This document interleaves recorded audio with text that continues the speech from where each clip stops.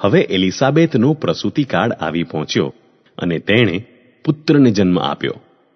પ્રભુએ તેના ઉપર કેવી કૃપા કરી છે એ જ્યારે તેના પાડોશીઓએ અને સગાવાલાઓએ જાણ્યું ત્યારે તેઓ પણ આનંદ પામ્યા.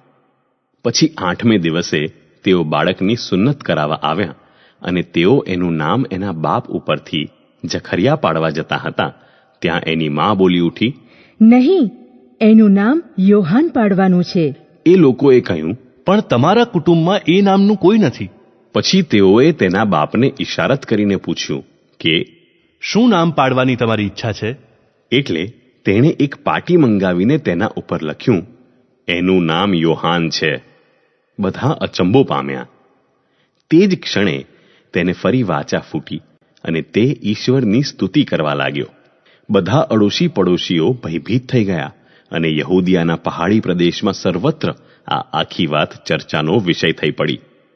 જેમણે જેમણે આ વાત સાંભળી તેઓ બધા મનમાં ને મનમાં વિચાર કરવા લાગ્યા કે આ છોકરો કેવો નીકળશે, કારણ સાચે જ એના ઉપર પ્રભુનો હાથ હતો.